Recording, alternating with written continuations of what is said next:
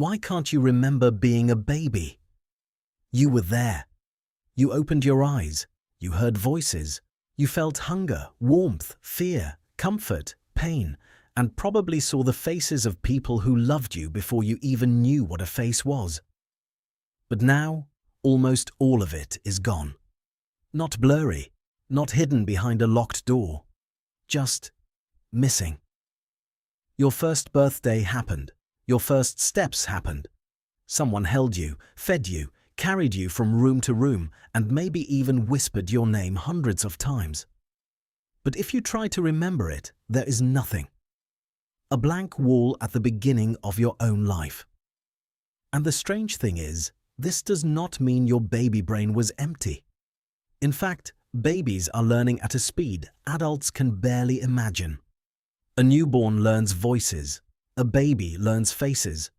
A toddler learns how objects move, how emotions sound, how people react, and how the world feels when it is safe or unsafe. So if your brain was working so hard, why did it keep almost none of the memories? The answer is not that babies cannot remember. The answer is that babies remember in a way that older you can no longer easily read. Before you had words, your brain was already recording the world, but it was not recording it like a story. It was recording smells, rhythms, body feelings, repeated patterns, danger signals, comfort signals, and emotional maps. A baby does not think, "I'm sitting in a kitchen on a Tuesday morning." A baby feels warm voice, bright light, full stomach, safe arms. That kind of memory is real. It shapes you. But later, when you ask your mind for a normal memory, you are asking for something very specific. You want a scene. You want a timeline. You want yourself inside the scene as the main character. You want a beginning, a middle, and an end. And babies do not build memories that way yet. To understand why, imagine your brain as a library. Adult memories are like books with titles, dates, chapters, and labels. Baby memories are more like loose pages, smells, sounds, and colors scattered across the floor. The pages existed, but the filing system was still under construction. One of the most important parts of that filing system is the hippocampus. It helps turn experiences into memories you can consciously revisit later. But in babies and very young children, the hippocampus is still developing. It is active, but it is not yet working like an adult memory organizer. So early experiences may be stored in fragments. A sound here, a feeling there, a face without a date, a fear without a scene, a comfort without a story. Another part of the problem is language. Words are not just labels we put on memories after they happen. Words help build the memory while it is happening. Once you can say, "Grandma visited," or "I fell at the park," your brain can compress a messy experience into a repeatable story.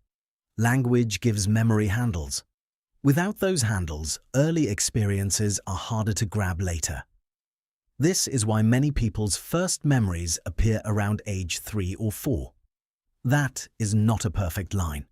Some people remember earlier flashes. Some remember later. But across many lives, the pattern is clear. The moment language, self-awareness, and memory systems begin working together, autobiographical memory becomes much stronger. Autobiographical memory is the kind of memory that says, "This happened to me." That last part matters. To remember your life, you need a sense of yourself moving through time. A baby has sensations. A toddler has desires. But the stable inner character called me is still forming. Before that, self becomes solid.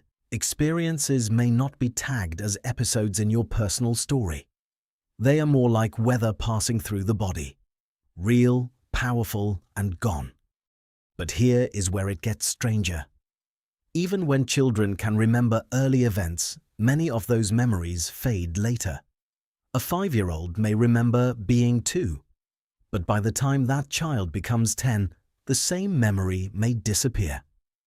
This suggests the memories were not always absent from the start. Some were available for a while, then became unreachable. Scientists call this childhood amnesia. And one possible reason is that the young brain is changing too quickly. During early childhood, the brain is growing, rewiring, and pruning connections at an incredible rate. New pathways are being built, old ones are being weakened. The system that stored a memory at age 2 may not be organized the same way at age 8. It is a little like saving a file on a computer, then replacing the entire operating system. The file might still exist somewhere, but the new system does not know how to open it. There is also a biological trade-off. A baby brain may not be designed to preserve detailed life stories. It may be designed to learn rules fast.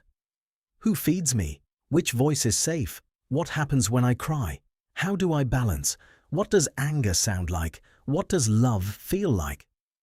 For survival, these patterns matter more than remembering the exact Tuesday when they were learned. So your earliest years may not survive as stories. They survive as expectations, as instincts, as emotional reactions, as preferences you cannot explain, as fears that feel older than thought, as comfort in certain voices, smells, rooms, songs, or gestures. This is why the blank space at the beginning of your life is not truly empty. It is just not written in the language you use now. You may not remember being rocked to sleep, but your nervous system may remember what safety felt like. You may not remember learning to walk, but your body carries the result every day. You may not remember the first time someone smiled at you, but your brain learned that faces can mean warmth. And that raises an uncomfortable question. If your earliest years shaped you, but you cannot remember them, how much of you was built before you could explain yourself? We like to imagine identity begins with our first clear memory. The first birthday party we can picture, the first house, the first friend, the first fear. But the foundation was already being poured before the camera of memory turned on. By the time you can say, "I remember," your brain has already learned thousands of quiet lessons about the world. Some of them were gentle, some of them were painful, some of them were repeated so often they became invisible. So maybe the reason you cannot remember being a baby is not because nothing important happened. It is because too much important work was happening below the surface. Your brain was not making a documentary. It was building the person who would one day want to watch it. And maybe that is the strange bargain of being human. The years that make us possible are the years we cannot return to. Your beginning is missing from your memory. But it is not missing from you.